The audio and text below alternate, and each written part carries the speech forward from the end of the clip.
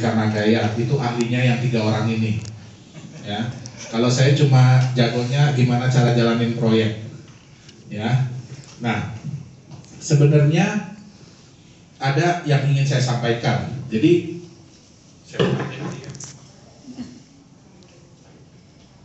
ya, jadi gini. Akhir-akhir ini kan Bapak Ibu ada melihat ya fenomena kenaikan harga aset digital ya, aset kripto ya di Indodax yang di market dunia lah yang wow, gitu ya.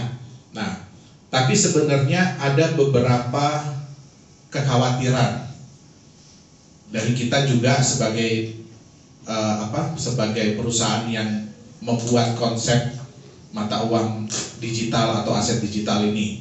Kenapa? Karena itu sudah ada, jadi sudah ada berita ya bahwa fenomena aset digital ini akan menjadi sorotan bagi bank-bank sentral dunia. Kenapa? Karena kenaikannya di luar daripada udah nggak masuk di akal lah ibaratnya ya. Terus volume yang terjadi juga nggak masuk di akal. Yang dikhawatirkan oleh bank-bank sentral ini apa?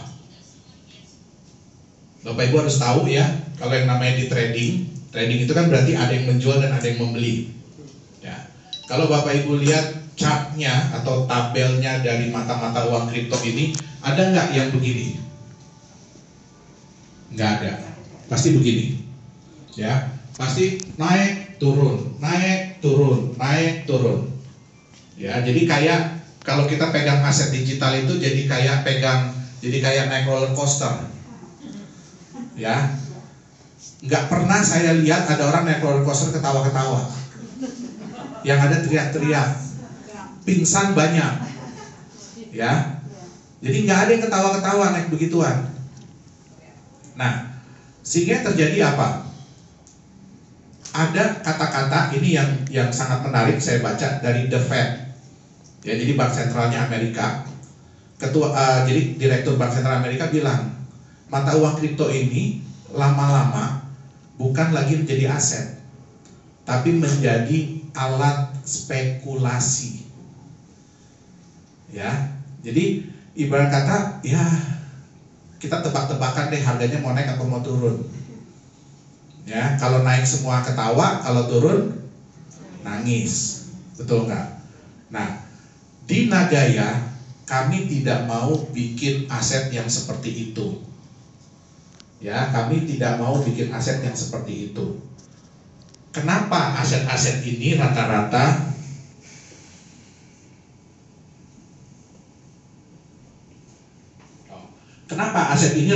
begini, bung naik, terus turun lagi. Kenapa? Karena semua ini, yang pertama ya, semua ini hanya angka digital, betul nggak? Bahkan mother of coin, jadi nenek moyangnya koin kripto itu Bitcoin. Ada yang tahu siapa yang bikin? Nggak ada. Ada yang tahu di mana perusahaannya? Nggak ada. Siapa yang tanggung jawab? Nggak ada. Kalau ada apa-apa, nggak ada tanggung jawab.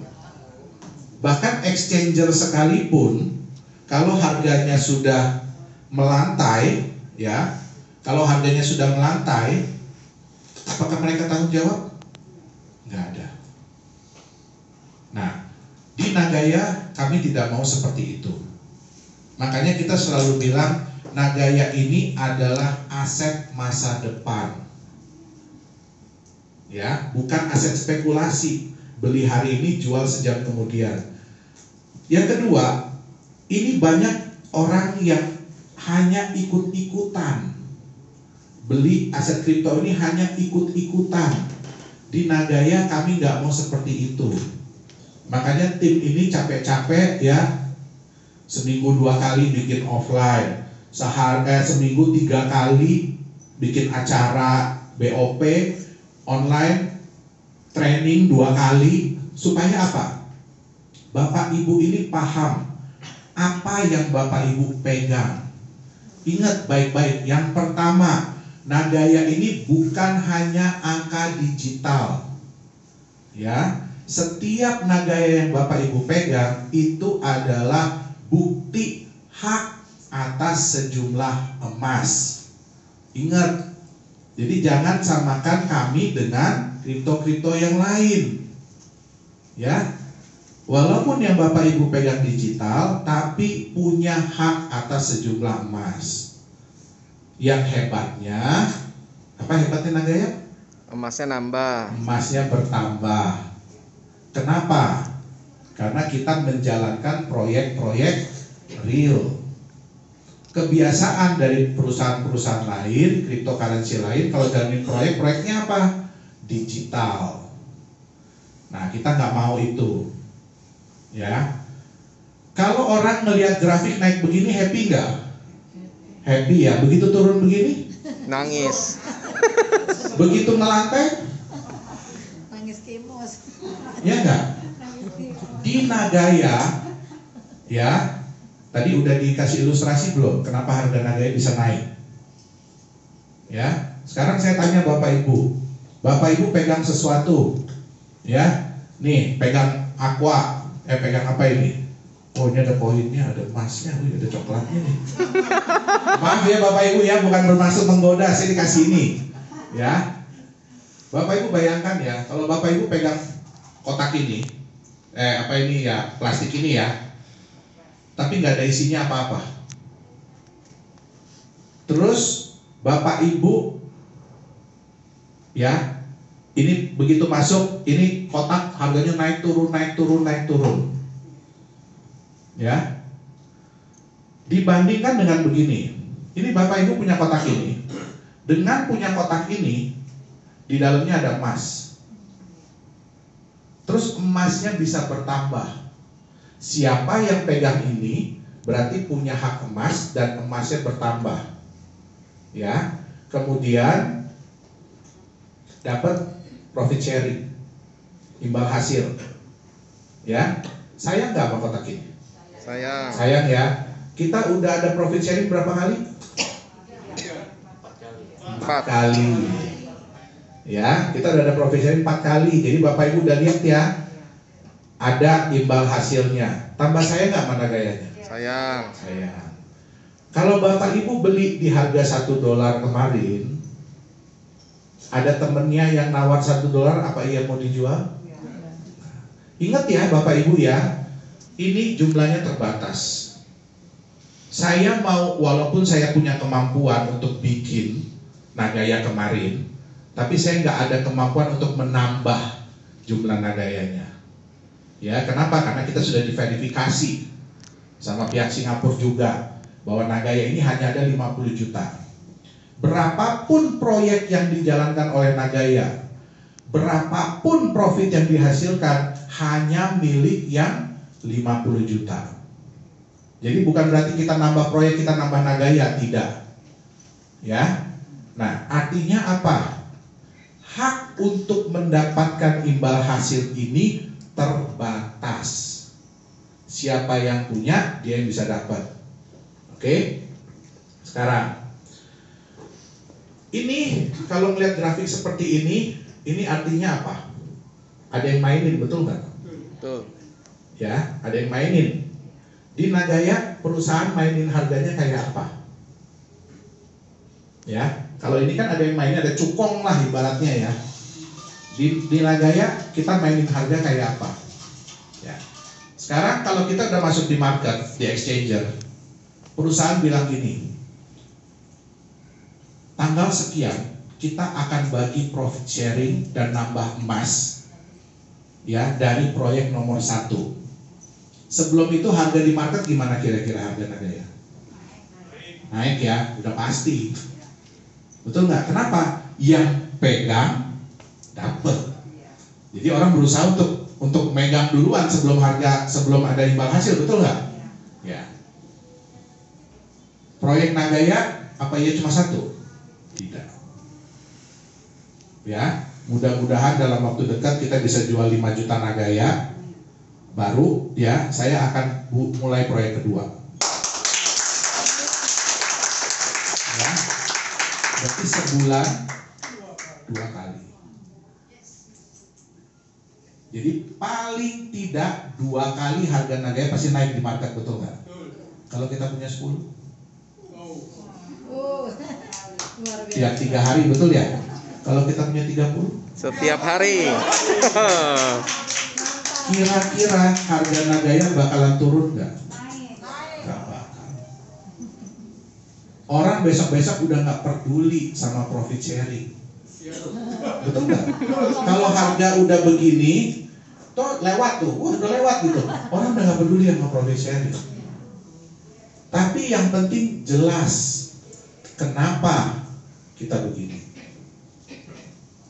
Ya, kalau mau disamakan ya, tapi bukan sama ya, tapi kalau mau disamakan kayak saham. Apakah saham perusahaan itu mencerminkan asetnya? Tidak. Ada satu perusahaan ya, tambang juga, udah wow, waktu dulu harganya sampai puluhan ribu sahamnya, sekarang 50 rupiah. Kenapa? Karena mereka nggak performance. Nah, oke. Bapak Ibu harus hati-hati kalau main di aset digital. Ya, ini contohnya. Ini ada di bursa yang terkenal di Indonesia loh ya.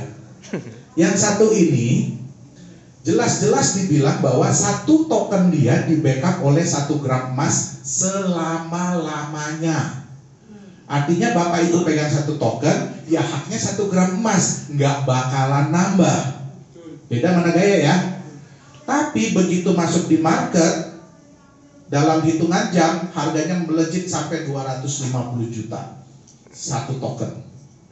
Artinya apa? Yang beli nggak ngerti ini apaan kan? Kalau yang beli ngerti, apa iya dia mau beli 1 gram emas senilai 250 juta? Tapi kejadian. Ini bisa dicari kok di YouTube kok. Beli 100 juta rupiah di harga tokennya 250 juta. Sekarang 800 rupiah. Silahkan dihitung dari 100 juta jadi berapa asetnya. Nah, ini katanya di backup oleh properti. Ya, di backup oleh properti. 1 tokennya di backup properti senilai 100.000 rupiah. Apa iya sekarang ada properti yang harganya 10 juta? Ada nggak? Nggak ada. Dia bilang bisa ditukar. Bisa ditukar. Jadi tokennya balikin ke perusahaan, nanti dikasih propertinya. Ya. Apa iya ada properti 10 juta? Saya tanya. Kalau nggak 2 kali 1 meter. Betul nggak? Itu aja 2 kali 1 meter udah miliaran lu harganya lu sekarang. Itu yang di ujung-ujung ke arah Cikampek lewat lagi itu loh. Ya. Artinya kalau Bapak Ibu mau tuker dengan tanah ini, ya, artinya harus punya berapa puluh ribu koin, betul nggak? Nah, di Nagaya bisa nggak emas ini diambil? Bisa. Berapa minimum untuk ngambil emas? 5 gram. 5 gram. Kita nggak mau bikin susah. Tapi ya jangan bikin susah kami juga. Masa ngambil 1 gram? Aduh, biayanya aja udah mahal banget. Kasihan Bapak Ibu. Tahu dong harga emas 1 gram beda sama 5 gram, betul nggak? Iya. Jadi yang masuk di akal, yang paling memungkinkan ya di 5 gram. Itu dia. Ya kalau nanti Nagaya emasnya nambah, kalau 0,05 gram per Nagaya berarti butuh berapa Nagaya? 100. Udah naik jadi 0,1, ya berarti butuh 50.